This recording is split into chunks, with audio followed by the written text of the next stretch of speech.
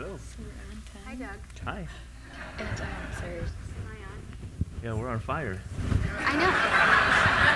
I was thinking, everybody does fireside chats, but there's never a fire, so now we have a fire. But also Doug brings the fire. So I'm really excited. Like Jim, I worked with Doug very briefly at Arbor Networks. I think he left Arbor about a month after I joined, but did some work with him at Duo early on and got to see the very early stages of Duo for the first few years, and was continually impressed by the type of leader and human that Ann Arbor is so grateful and fortunate to have in Doug. So I'm so grateful that you're here today. And Duo has been a longtime supporter of Intermitten as well, and several Duo people have been involved in Intermitten. So love having you here, Doug. Well, I love what you're doing. Thank you for doing all this, Heidi. I know it's, thank you for all coming. I know that it's something that's hard to make time out of our busy schedules to come together and do these kind of things as a community, but I think it's super important. Yeah, awesome. So Doug's talk today or our chat today is really going to be about how we can leverage financial equity in startups to fuel social equity. And that's a cause that's been near and dear to your heart. So I was wondering if we could just start by making sure that we're all on the same page of what equity is. Do you want to kind of give a quick primer on what that means? Sure. Well, so quick question. How many folks here are familiar with venture finance or venture-backed companies? Okay, some. So basically, equity is ownership, is the easiest way to say it. And weirdly, most companies in the US, most businesses, don't actually afford or share ownership broadly in their organizations. It's a weird artifact of history, but after the first tech companies, even dating back to Hewlett-Packard and some of these really, classic ones, the few folks in a garage and so forth, the tech industry, for a very long time, that's been venture-backed, backed by professional investors, has had an ethos or philosophy of broad-based ownership. And so most tech companies you find today, up to the point of getting to an IPO, initial public offering in the public markets, in the stock market, or an acquisition, they're basically giving every employee equity or ownership. It's strange that most companies don't do this, frankly. There are certain challenges in how you have to build and administer these kind of plans, and certain reasons why, but just consider the fact that it was actually news about 5 years ago when Zingerman's, for the first time after 32 years and $50 million in annual run rate, offered their employees equity, right? And so it's a strange thing that it's a special topic. I think in tech we take it for granted, but I think it is something very important, right, for all of us to think about. Because at the end of the day, when we're building companies for our customers, our colleagues, and our communities, we should be thinking, hopefully, about building platforms of opportunity for everybody, right? Where a progress that organization makes in business can actually lead to progress for many others. And so anyway, so equity is a very important tool to do that. And again, typically comes in form of either stock options, warrants for common stock are a little less typical, or sometimes what are called restricted stock units. But the basic idea is that it's like stock, right? It is stock, or options for that at some point get realized at some future date. So, when you look at a lot of employment offers from typically venture-backed tech companies, what you find there's always kind of three components. Typically a base salary, a bonus, hopefully. If you're a good company, you should be doing that as well, and we can talk more about that as well. But usually also equity. And the equity component, right, in terms of some number of shares, is usually a lottery ticket. You put it in your back pocket, maybe fold it up in your wallet, and you don't really worry about it. But when your numbers do come up, and sometimes they do, and I'll just be honest with you, most venture-backed companies fail, right? Like 9 out of 10 companies will fail. And so it's the 10th or the last that will, in a venture capital model, return the entire investor's fund, which is why they're looking for such outsized and outscaled sort of returns. But when that does happen, you want to have that success flow through, right? And make sure that there's an impact that's larger than just the folks might have started the business. And so at any rate, that's kind of how equity works in general. And we can talk more about the mechanics as well as the impact, but that's basically what it is. Awesome. So we talked about a couple times today Duo's exit, which was for $2.35 billion by Cisco, and correct, every employee had equity in that. Yep. Yeah. So can you give some sense of what that means for those people and the kinds of things that they'll be able to do? What is the scale of that in the community of people who have invested in, in Duo? So you're asking, did a lot of people at Duo make a lot of money? Yes. So, it's absolutely. And as did investors. So here's the way I kind of think about this, right? There are different levels, there's kind of scales, right, of these kinds of returns for investors or for employees, right, joining a company. One way to think about it, maybe at a certain level, is there's enough for a new vacation, there's maybe enough for a new car, there's maybe enough for a new house, or maybe there's enough for a new life. And these tend to be sort of scaled differently, right? Maybe 4 figures, 5 figures, 6 and 7 plus. Or at least, it's not a new life. You get to be an accredited investor, right? As April said previously. And so yes, I mean, in an exit scale of Duos, we had hundreds of people, right, that had a very significant, life-changing kind of money. Now, what I'd say about that is, the outcomes of an exit like that are not just about financial participation, just as much, and maybe more importantly, for those of you who all have businesses or are part of businesses that seek to have a larger impact, having ownership isn't just about the money that will come to you, but it's about the opportunity you have to really take ownership and responsibility. Because in a business like ours, or any other really fast-growing startup, there's no way that people can stay on top of it all, right? As I say, I'm the CEO, I'm the janitor, and so is everybody at Duo. We all have a respective sphere of influence and scope of responsibility, but our job, all of us, right, at Duo, is to make decisions, right? Make decisions on behalf of the company that drive us forward and hopefully be the right decisions for our customers and our community. The reality is that you have to push that down, right? There's no way that in a business like us, we're 800 people now, but consider 9 years ago we were 3, and so it's incumbent, right, in an ownership culture where people do have ownership and equity, that they're empowered to be owners, to actually drive a business and learn those skills. And in fact, the broader outcome I think of a journey like Duo's is not that people have made a lot of money, but as much it's that they've built all the experience needed to go and do the next set of businesses, right?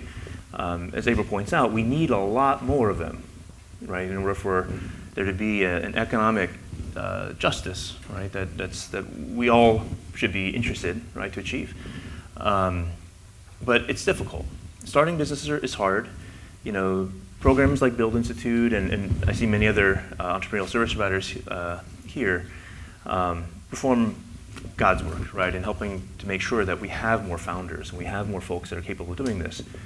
But also being part of a journey like Duo's or any other successful business is how you sometimes learn the ropes, right, where you can learn on someone else's dime and then go do it yourself. And I think that kind of journey and spread of capability and agency is something that is really the lasting legacy of businesses that really do scale, right? Where opportunity can be now created by many, many more people. I think you have a slide in this even. Yeah, it was a get great to that. segue. Okay. Yeah, I think we've seen that in a small scale already in Ann Arbor from Arbor Networks, first acquisition by Danaher, Duo, folks from Arbor Networks went on to found Deep Field Networks, which was acquired by Nokia. We've got former Duo folks who are now building Census. There's a bunch of Barracuda folks I see here Yeah, who also have yeah. gone on to do a whole bunch of other businesses, including create communities of businesses like at Cahoots and so forth. Exactly. And so we had talked about this slide here about the impact in Atlanta's, this is just security startups, right? Starting with IBM, is it IBM ISS? ISS, yeah. Okay. Yeah, so this is a graph. It's several years old by this point, but it's a graph of a visualization of the internet security cluster that exists in Atlanta, Georgia. So my friends were the early founders here of a company called, actually the first internet security company called ISS, or Internet Security Systems, that was headquartered in Alpharetta. And their exit, which was good, they ended up IPOing, a secondary offering, then they were bought for over $1 billion by IBM, created much success, right, in the form of lots of other companies, right, and many other founders that went on to do great things. Some of them stayed. Unfortunately, a lot of them left. But some of them that have gone on, like actually at Barracuda, I don't know, Barracuda folks here? I know I saw a guy and some other folks last night. We bought one of those companies at Barracuda, the one in the bottom, very bottom center, PureWire, which is Paul Judge's company. Paul is a black PhD from Georgia Tech, also a Morehouse grad, and in the wake of his multiple exits, you see he was from Secure IT, did Cipher Trust, and then went on to PureWire.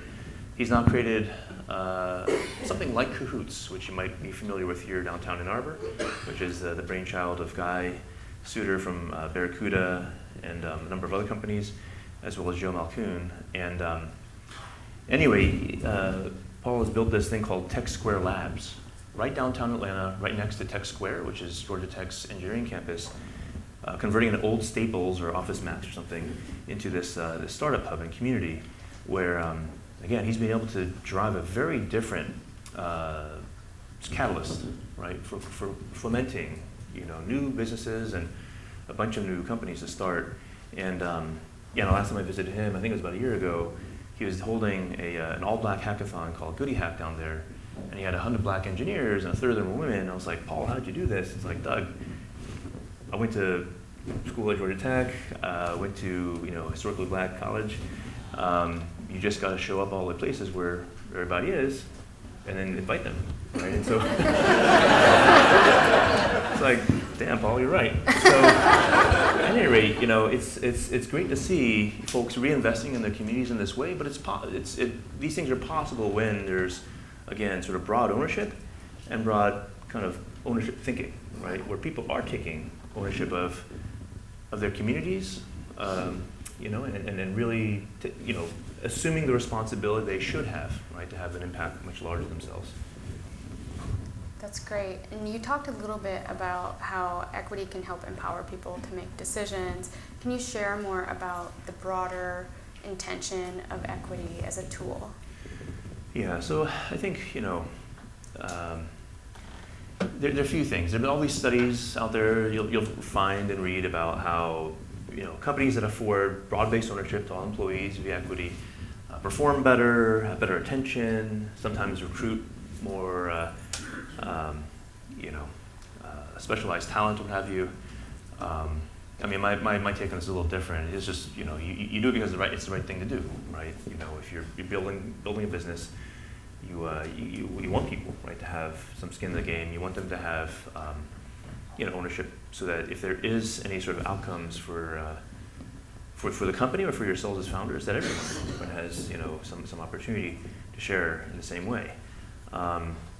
But I think again, it's more the culture around ownership is something that drives a very different set of behaviors and outcomes, I think, for people, even individually, right? Where if you are doing as we say, and pushing decision making down, as we say, there's only three things to figure out given a decision. Like, is it the right thing for the customer? Is it the right thing for the company? Is it the right thing for the community? Great, go, do it. Because we will be right, and we'll win or we'll learn, right? And at the end of the day,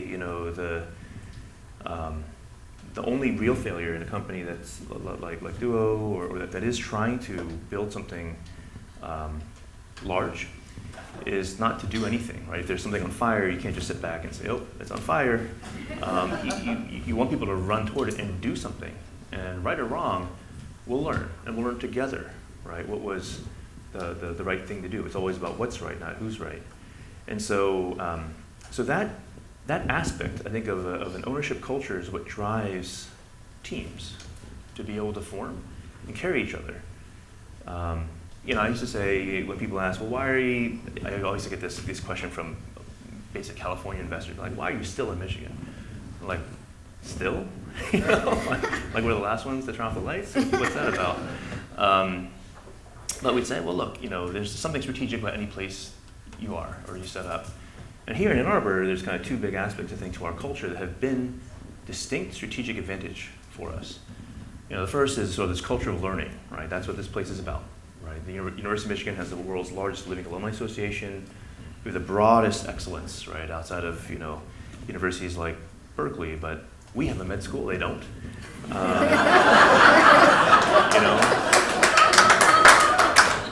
Big Blue. And then, and so this culture of learning is that's all we got, right? Because we're not better resourced, we're not smarter, we don't work any harder. The only thing that we do more effectively as a team is learn together faster, the routes to success that our competitors won't. And part of what kind of enables that is the other part of Ann Arbor's culture, which is the team, right? Go Blue, right? That's what this place is about. And at the end of the day, we've kind of only selected people for kind of two things, effectively a duo. People that are fast learners and people that have good kindergarten skills, right? That are team players. And here in the Midwest, we work really hard to be good neighbors, right? We're more, as I say, of a beer state than a wine state, right? Like California. And I think there's a lot there, right? When it comes to, the raw ingredients, what makes for highly effective teams where people are, as we say in our business, our third value is to be kinder than necessary, but to go out of our way to help each other succeed, and that goes well beyond our company. That's amazing. So for the founders, we have a lot of founders in our group. How do you recommend they think about their equity grants for their employees? Well, do them, and I think, what do you know? I mean, there's sort of venture math, right, that goes on when you sort of look at this stuff, because equity is the most expensive compensation you'll ever grant, right? You only have 100% of it. You can't grant more than that, right? So, it is a fixed pool, and over time you will be able to do less and less of it, right? As more and more of that pool gets depleted.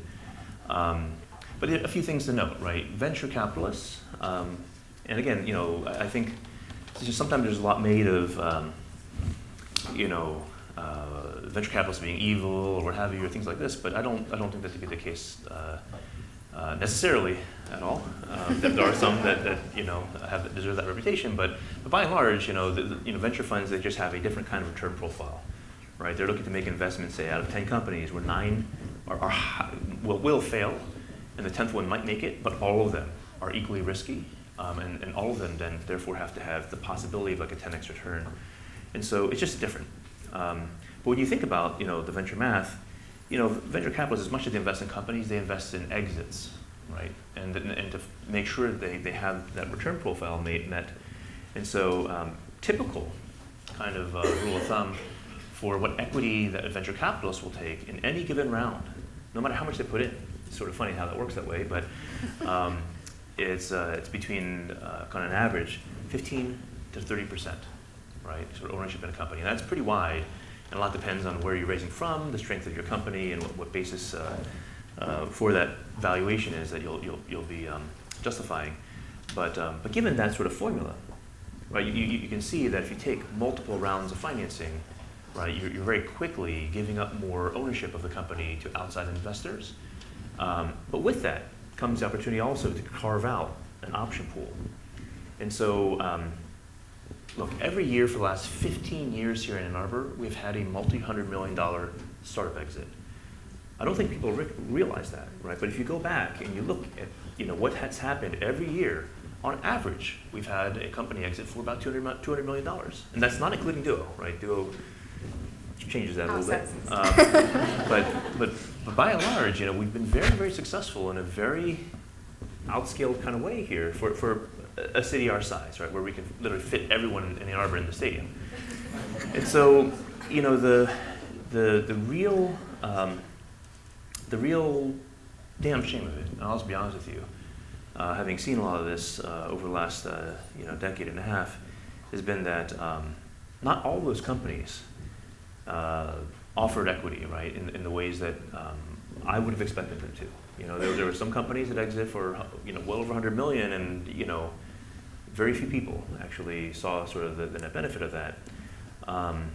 And so anyway, on the other side of that, we are working really hard to try to capture more of that opportunity in a new fund we have called the Entrepreneurs Foundation. I think.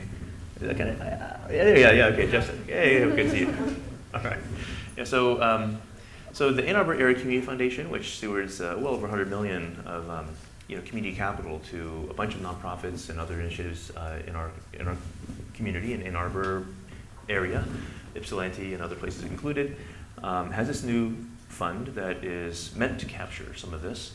I tried to start it 10 years ago, and we got some of the paperwork done, but then we all got busy, which is a real shame, because had we actually done that and captured 8% of every one of those companies, right, there'd be a lot more than $100 million sitting in that fund for the community foundation. That all said, what I strongly encourage is that if you are founders, or if you're employees, right, of team members of these various companies, you should be demanding broad-based employee ownership. And it's not even like a new thing or a new idea. If you go on North Campus here, you'll see Bob and Betty Baster, their name kind of all over the engineering school. Bob Baster was the founder of SAIC, Scientific Applications International Corporation, which at one point was the largest employee-owned business in the world. Today, I think they're about 6.7 billion. They've split themselves up into two things, but even still, they still maintain an employee stock option program, stock ownership program that allows for very, very broad-based ownership, 100% employee ownership, and as a private company. And again, what you will find is that having every one of your team members and employees think like owners, because they are, it's like having hundreds of founders, right, in your company. And so you should be thinking about how much of your option pool you'll carve out. There are many formulas, calculators, and standard frameworks out there for how to do this. And just like there's a market for capital, there's a market for equity. As you think about companies you'll join, very early in companies, it'll be between, say even less than a 0.1%, all the way up to a full percent, right, for a very, very senior executive role. But again, it's something you should be doing.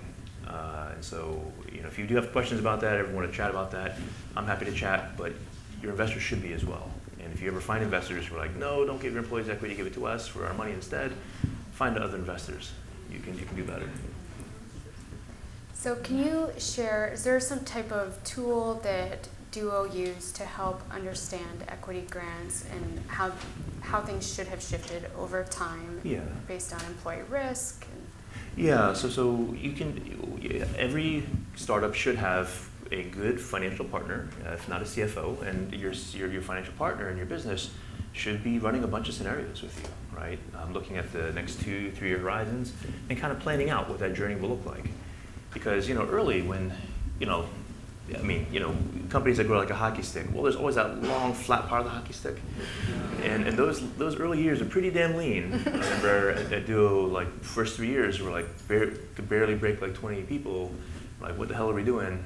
I guess not much.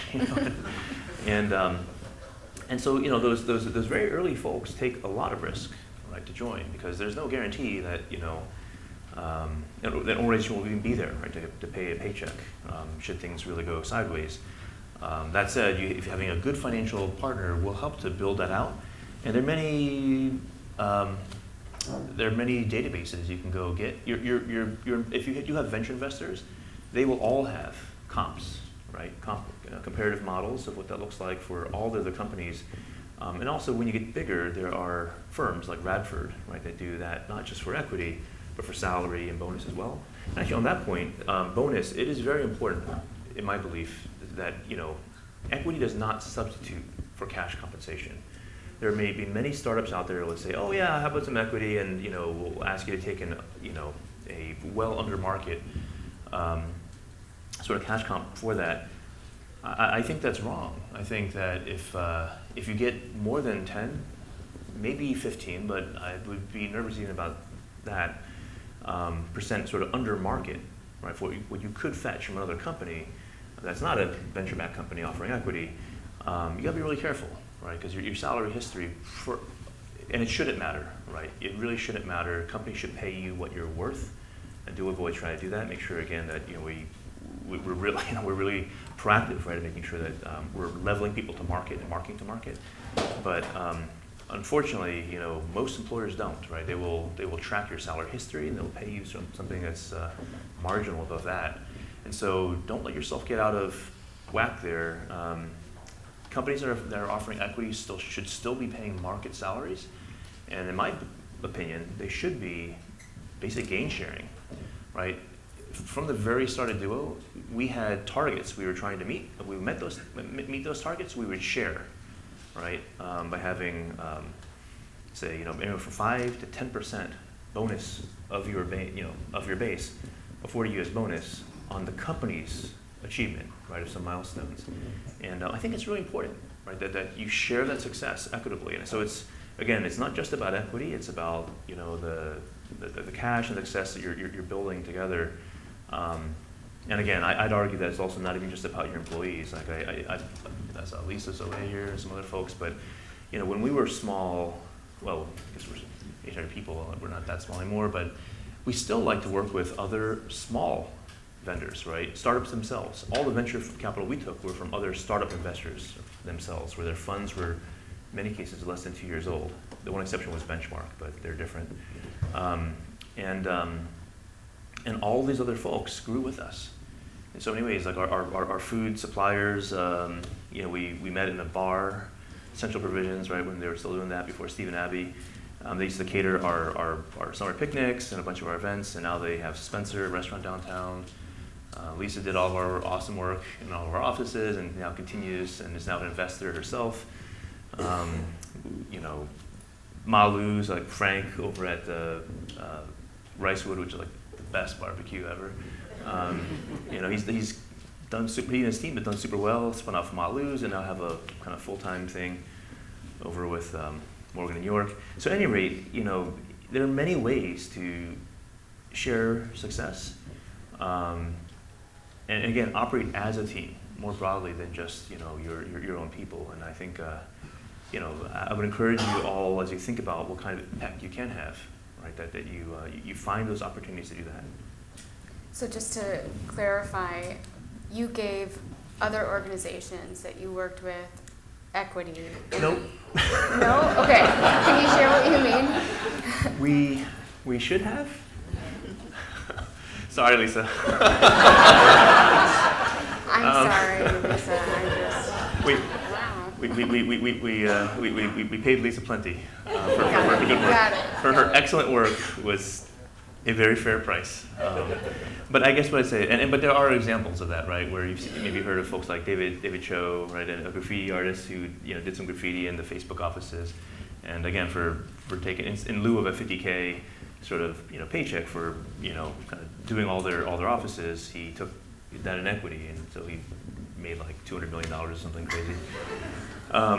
So if you're willing and you're able to do that as startups, maybe that's a great way to do it. You can also do it on the backside, right? One of the things I've been very fortunate to do is, on the heels of Duo's exit, I gave away more money than I ever made in my life, and and I'll hopefully continue to do that. But I think it's been really something that has made a big impact to me, my family, and hopefully our community. And we'll see lots more of that, I think, as time goes on, and you see more folks at Duo be able to do more things. Great. Thank you for clarifying. Sorry. That's all right. Another question I have, is from the employee perspective, can you help employees think about when they are negotiating job offers, how they should be thinking about equity and what they might be able to expect? Yeah, so the reality is that most equity packages will be worth nothing, right? Because most companies, I mean honestly, most venture-backed companies will fail, and it's just the reality, right, of these kinds of businesses. Now that all said, there is arguably a valuation trajectory, right, to businesses as they grow, if they're successful actually doing so, and you should be able to map out what that looks like, right? If you have a good CFO on board, every company is different, and there are many ways to be successful. We've just chosen how we wanted to do ours, and we wanted to operate with a very high degree of transparency. So every person at Duo knew our financials, our cash position, our valuation trajectory. And they knew exactly what the value of those shares were worth at any given point in time. And I think it was, you have to be careful about not setting expectations in a funny place, because it's kind of binary, right?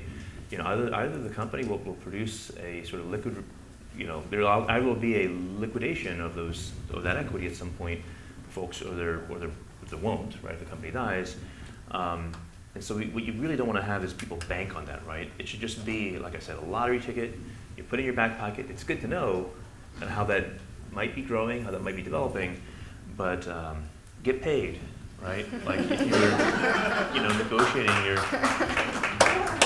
just make sure that you're not trading that off, and not unconsciously, right? We did have employees at Duo that had been with me at Arbor, and Arbor was great. Arbor was slightly different, more like $250 million versus $2.5 billion. But some of those folks, as you said, can I trade off some of my cash for equity?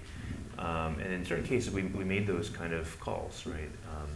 Because those employees were very, very clear on what they wanted.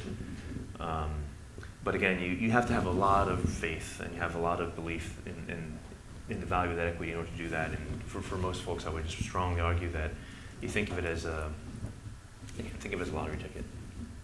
That's a great metaphor. So another question I have is, I know in the early days of Duo, Cisco wasn't your first acquisition offer. Are we allowed to talk about this? Maybe. Yeah. So yeah, it's fine. It's fine. We can talk about it. Oops. It's all right. Keep going. Here we are. Yeah, no. So yes. Look, early in the company, we had plenty of folks come at us, as they do, but in sometimes really, really weird ways. The weirdest one was Facebook, where I think, and this one I can probably talk about, where those of you, I think Adam Goodman, and I saw some other folks, some early folks here, but Facebook was an early customer, and they wanted to have a conference call with our engineers, and we took the call, but then they brought in their head of corp dev, and then they're talking about some sort of strategic partnership, and literally one of our engineers puts the call on mute and is like, are they trying to buy us? Because that's what they were doing, and we were like everyone out. We're not having this conversation. This is crazy. So those things happen, but I think as founders, I think the thing you have to be aligned to is what is the positive outcome you're really trying to achieve for your customers, your company, and your community, right? Taking early exits is typically good for that early team, and but it doesn't necessarily produce a lot of kind of outsized return for the community. I'm just biased. But having done companies that are bootstrapped as well as venture-backed, but if you're going to do something, it's about the same amount of work. And so, particularly in tech, where it's possible to have kind of an outscaled sort of business without much change in resources, if you can do something bigger, I'd argue to try. But I also argue that if you're doing it for the first time, secure a quick, clean win, build a great business, build a great team, learn those early ropes. Don't try to do everything from the get-go. Don't try to boil the ocean, because again, most businesses fail, and it's most startup careers end up looking kind of like this a little bit, right? Where you have had some early, smaller kind of wins, and you kind of working up to bigger ones. Once you sort of have what has been sort of poetically termed the FU money, so like you can go and swing for the fences, right, and try something much bigger that has a chance of having a much bigger impact, right, for what returns to the community. Great. What should non-startup people know about equity?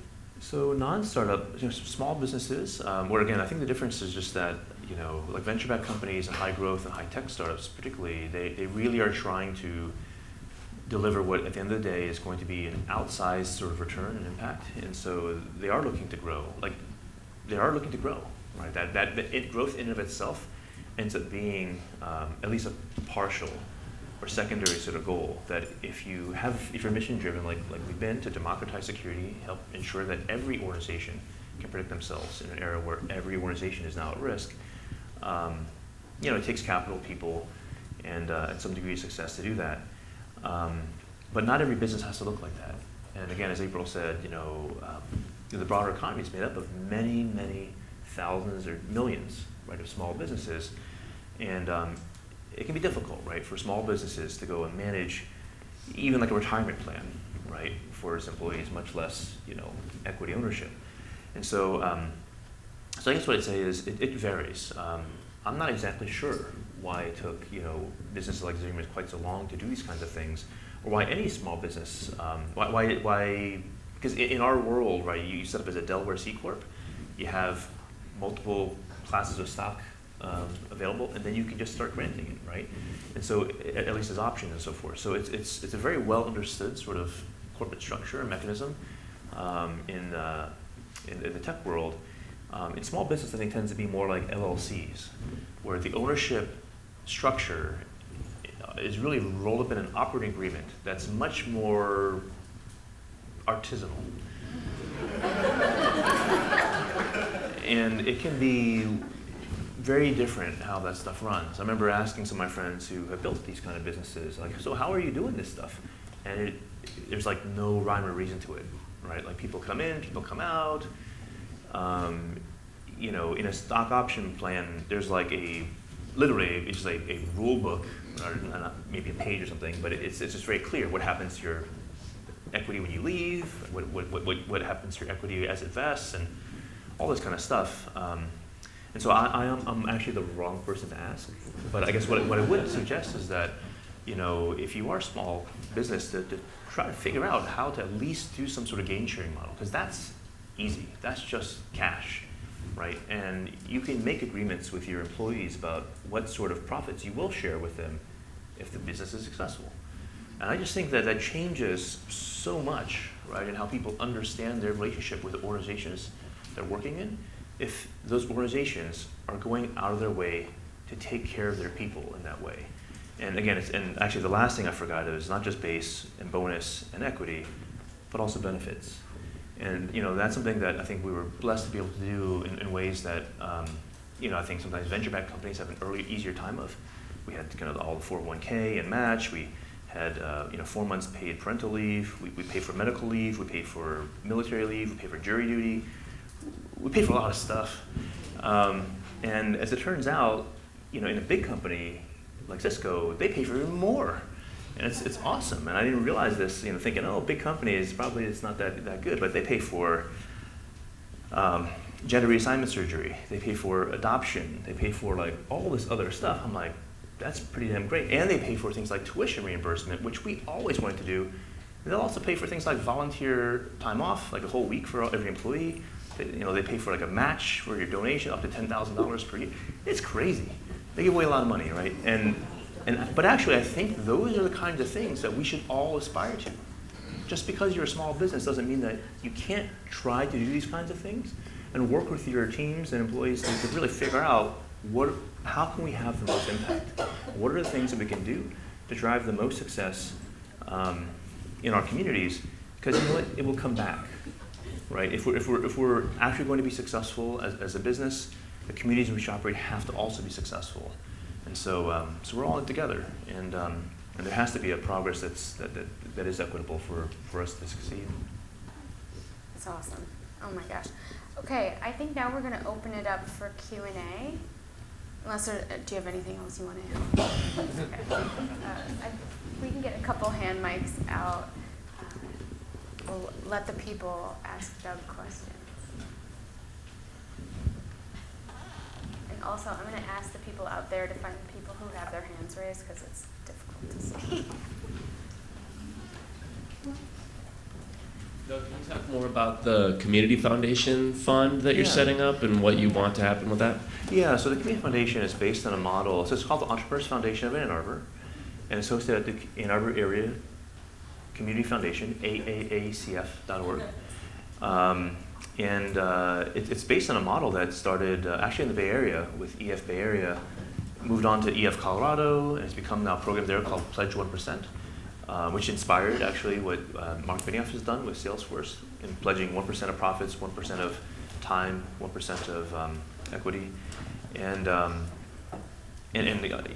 created things like Give to Austin, right, which has changed now. But back when we were starting this fund, we had brought up the executive director of Give to Austin, which was their community foundation, which started with that same principle. But the notion is it's kind of three pillars, right? You have companies participate by saying, okay, here's a percent or up to percent of the company in a warrant for common stock. It's just a commitment that says, well, if we do well, the community does well. It's an opportunity for an organization to be built from that enables things like service opportunities, right? Because every month there's someone, group at Duo, that's going out and doing some sort of team building exercise, and it's almost always the food gatherers. And every time I'm like, can't we spread this around a little bit? Right, there's like a lot of worthy organizations, right, in Ann Arbor that we could be doing this with, and Ronald McDonald House, cooking meals for sick kids, or like whatever else. But it's actually hard, it's work, right, to give time and to organize all that stuff. And so there is place for an organization to be able to help do that.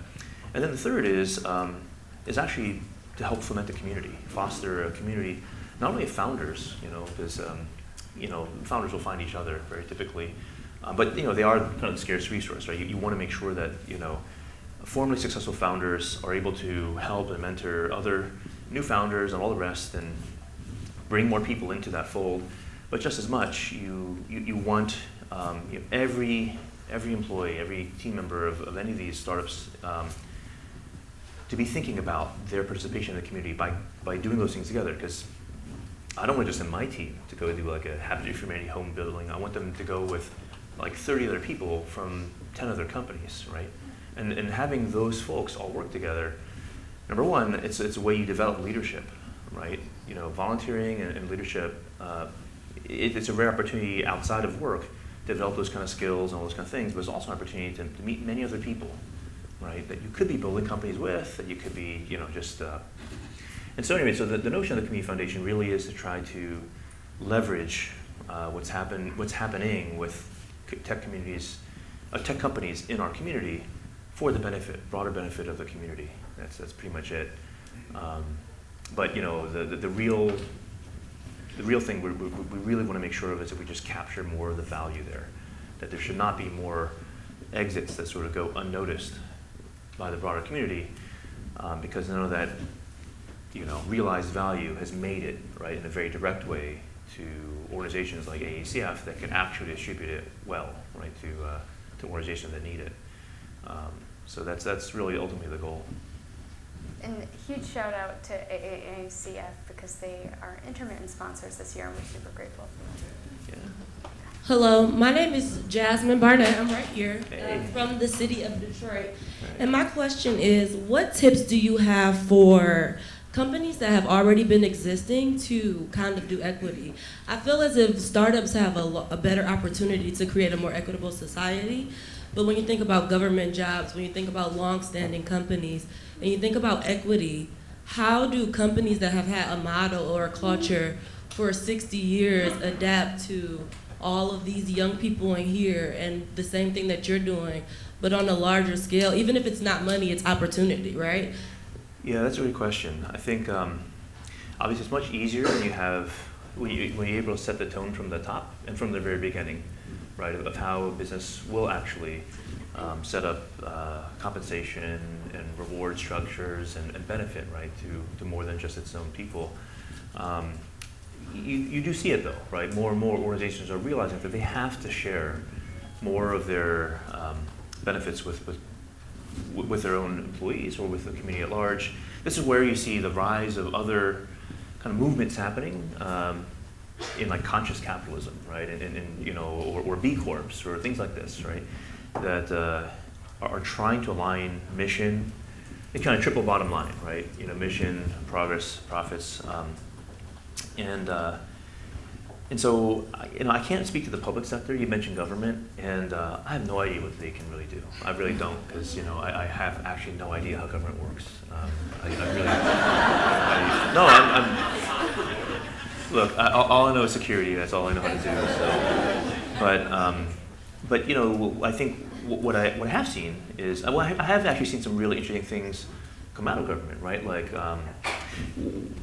through its participation. Because like I say, you know, equity can come not just for time in the form of sharing of ownership, but also of sharing of time, right? So like Mark Benioff's 1% of profit, 1% ownership, or 1% of time, you know, that time component can be tremendous. And when you see organizations that are able to, you know, share their people and their time and resources with those in the community, you know, we've done this stuff at Duo too. You know, on the ground, you know, we've participated really to help change and the shape of what our industry looks like, which kind of sucks, you know, like security specifically, even more than tech, is pretty bad when it comes to diversity and inclusion.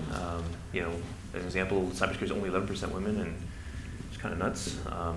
You know, Duo for much of its history had been about 40% women and underrepresented minority, and it came through a lot of work we did to build a really inclusive environment, but also building a lot of trails back to us, right? Participating in you know, sponsoring events like this, sponsoring events like QueerCon instead of DEF CON in Vegas. Afrotech was a project that started actually with you know, Olivia, who's now over at Backstage Capital, but when she was at Duo, we were basically paying her to go and help bring the largest African American tech conference to Detroit, and then she ran off and said, "I'm doing this full time." And I was like, "All right, cool. You go, you get it done. Let's get it done." But those kind of things actually can have a broad impact. So if you can't do it with ownership, and if you can't do it with cash, you might be able to do it with time. And I do think that we've seen that. In the city of Detroit, I know that there are all these programs we've seen, like Motor City Match, that have done a direct investment right into a bunch of businesses, but even things like the EGC's support and hosting of the Detroit Future City project, right? I'm not sure if those of you are familiar with that. You check out DetroitFutureCity.org. It's a 50-year plan for the city, organized by the Detroit Economic Growth Corporation in a very interesting way, where they brought a bunch of stakeholders to the table, right? There's like, well, we're DEGC, but we're not going to define this from the top because, I mean, we don't even know what's up anymore, so let's bring together all the community folks, all the developers, and all the politicians, and let's figure out what we want to do, neighborhood by neighborhood, 5-year by 5-year plan, right? And they kind of laid this whole thing out, and it's you know, while it can always be better, you know, there's always room for improvement. They've done a pretty remarkable job of doing that and setting the table, right, for those kind of things to happen. And so again, if you can't do it through direct dollars, might be able to do it through time, or you can also do it through influence, right? And so those kind of things, I would argue, there are many ways that if you have a team, you can put your team to work doing all kinds of stuff. And you know, I would just argue that you try. It may not all work, but you'll learn something. Hi. Hey.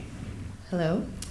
Thank you so much for what you've shared today. So I want to make a connection to trickle-down economics, sort of this idea that if you incentivize a lot of wealth at the top, eventually it will start to flow down, which we know doesn't work. Clearly you agree. All right. So what I'm wondering is, we heard a lot about what you did in your company to make those incentives happen, these processes that you went through that were very intentional. And then you mentioned that in the exiting, maybe some people do it, maybe some people don't. We're hoping, but you gave a lot of great examples of people that do invest. So my question is, what are some ways that you've seen community investment incentivized, either processes that were formalized or some ways that people said, this is how we're going to actually make sure that this money does stay within the community? That's a great question. So number one, don't wait for that exit. So that's why, you know, the Community Foundation that we've talked about, the Entrepreneurs Foundation, has these pillars. because you don't want to wait for, like, it's not just about collecting the lottery tickets and then waiting for 10 years for it to come up, right? That's just, that's not a true formula for success or progress. You have to incentivize and build the opportunity for folks to do this stuff. So number one, I mean, like I said, there's many ways to be successful, whatever that means for different organizations and particularly founders, but I just think that there's no success that's meaningful that isn't shared. And so if you are building a company, you've got to set the bar early, right? So like from the very start of Duo, we tried very hard, we weren't always successful, but we tried very hard to establish the ground rules, what is just strictly a 9-to-5 work culture, right?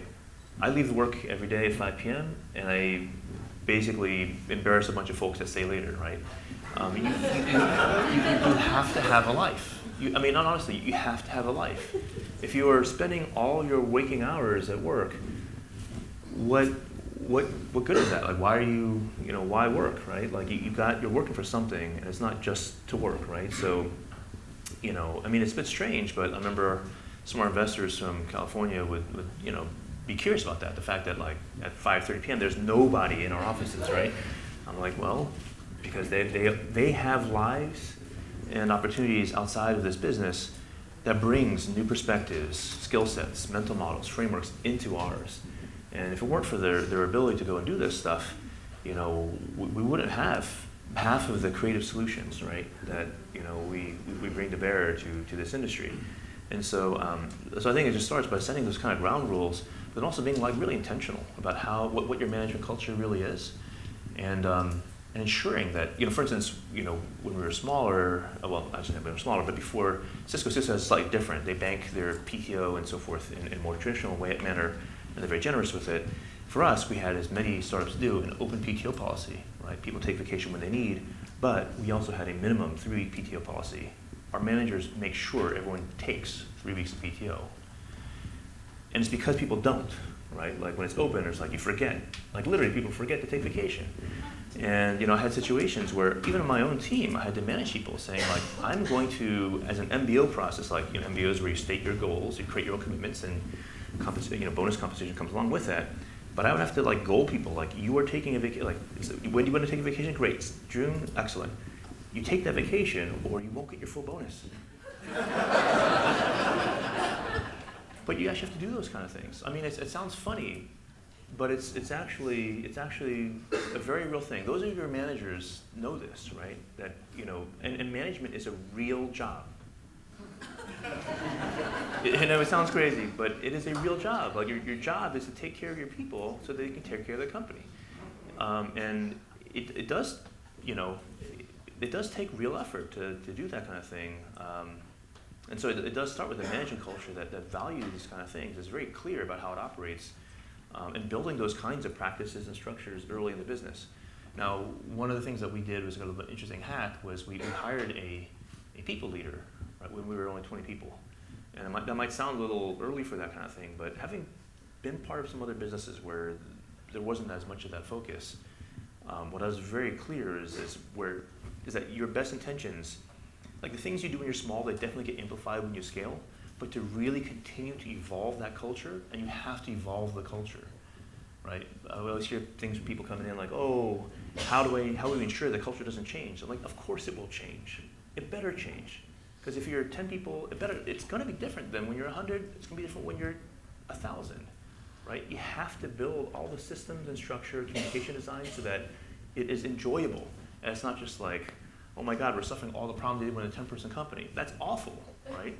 And so you have to be intentional about your organizational design, development. And so, one of our early hacks was we hired a very, very good and visionary people leader alongside me, who reported to me directly, and we built all this together. And we worked very hard to make sure that we operationalize it all. Right? Culture it's not just what you say, it's what you actually do. And you have to ensure that there are practices and programs that enable it to happen. It's not just by accident. Any other questions? Hey there, Chuck Warpahusky here. Thank you Hey, so Chuck. much for everything you've shared. Heidi, you led us off this morning with laying out the problems that other communities have seen with growing inequality with the rising tech sector. Doug, you talked about how for the companies to be successful, the communities also need to be successful. How do you think about challenges we're seeing here in Washtenaw County, Southeast Michigan, around the Ann Arbor-Ypsilanti divide, affordable housing? Yep. What are the levers that you, that the tech community and business leaders have to help address these elements of having a successful community as well? Absolutely, a great question. Thank you for asking. So this is the imperative, right, for our industry right now, because tech is driving massive inequities, right, in many of the cities, particularly on the coast, right, where you see these kind of things happen. Like San Francisco is, it's a goddamn shame what's happened in that city, right? And I think what you see, and again, if you had been at, I think you probably were at the Washtenaw County, or I forget which organization it was. I apologize, but it was an organization called Impact. It was an event called Impact, right? Several years ago, the county brought people together, and 5 years ago, I said the same damn thing on stage, but like, for progress to be equitable, we have to have three things that work together: development, affordability, and public transit. And while the tech sector, we're software people. I'm a software person. I don't know how to do this stuff, right? Like I said, I don't know how government works. But we do have to lend our support to progress that's equitable, and we have to be thinking about where we can have leverage, right? Where development, affordability, and public transit don't work together, they tear us apart. And that's what's happening in all these communities, right? Where you can't even live in San Francisco unless you are part of, a tech company. And what kind of community is that to be part of, right? Highly dysfunctional one, right, I think is the answer. And so we have to be really thoughtful about that stuff. I was truly dismayed when we failed to get the RTA millage done. The 4-county RTA millage, which would have, again, established rail from here all the way to Detroit and bus rapid transit out to all these communities across Wayne, Washtenaw, Oakland, and Macomb County. And we got all those counties except Macomb, and we were so close. Even Oakland County, where I wish. I don't know. I wish it was funny, but like L. Brooks Patterson has a lot of history there, and I think the reality is that in this last turn, even he didn't stand in the way of that, right? He's like, let the voters decide. It's like, great. And they did. And Oakland County even came out in favor of it, but Macomb didn't. And we just have to get back to a broader thinking that really is regional. We're not Ann Arbor versus Detroit. We are all part of one Detroit, one Metro Detroit, right? The distance between Ann Arbor to Detroit is closer than San Jose is to San Francisco, and that's one Silicon Valley. And so there's no reason we should be thinking of these things separately, and arguably all this is part of one I-96 innovation corridor, right? From like MSU to Michigan, University of Michigan to Wayne State, and don't forget Michigan Tech up top, right? They do great. Grand Rapids too, sure, gotta give it up. But it's we need a progress that's equitable, but those things have to come together. And again, for those of you who aren't involved in that kind of stuff, now is the time. Now is the time to get involved in these issues of equity when we can still change them. I had a buddy, Fred Schmidt, who was an old Detroiter, Polish refugee, grew up in Cass Corridor, and he was in Ann Arbor back when the MC5, he was a roadie for the MC5 and the Stooges, and then he went down to Austin, and he was part of that whole thing, like South by Southwest, and he owns like all these small businesses, retail, like Toy Joy, Austin Rocks, all about, Wild About Music. So he's just done all this awesome stuff, and he helped build Ultima Online, right? This game company that now has it begat thousands of gaming jobs, right, in Austin and a lot of the tech community. And he's now part of Capital Factory. And he calls out kind of the challenges that Austin has had, that we have to be really careful not to make the same mistakes, right? Now for them to deal with public transit, because they have like 3 bridges going into the city from the south side, but no one can get over them. And so and while they've allowed themselves to build up in the downtown core, again, without public transit, it makes it really, really hard. So, you're starting to see, even though it has been similar to Ann Arbor in terms of pricing, it's now getting really expensive and really difficult. And when Apple comes in, like, we're going to build $1 billion spaceship here now, it gets even worse. And so, Austin had that chance where they could have built public transit downtown for about $100 million. Now it's well over $1 billion for them to do that, and they can't do it. We have to be thoughtful and get ahead of these problems. And I think, one really unique situation we have is that Detroit has this opportunity. We have this opportunity to get it right in Detroit right now. And, but we have to have the political will, and we have to all realize that, again, as Jim said on stage, there is no successful Michigan, right, without a strong Detroit. And so we have to make these investments, and we have to come together to do this. So again, if you hear people talking about, oh, we want to preserve neighborhood character, we can't build up high, we can't improve density, we can't build this transit, like, we have to fight that, right? We have to have a progress that's equitable. We have to admit more people into the economy that is actually driving a lot of wealth, right? And just make sure that more people can get to it. And without that, we will have these struggles because Ann Arbor, to its shame, right, it is the most economically segregated city, right, versus Ypsilanti, right, our neighbor to the east. And it's all on the same street, literally, right? It's ridiculous. We have to fix this. Thank you so much.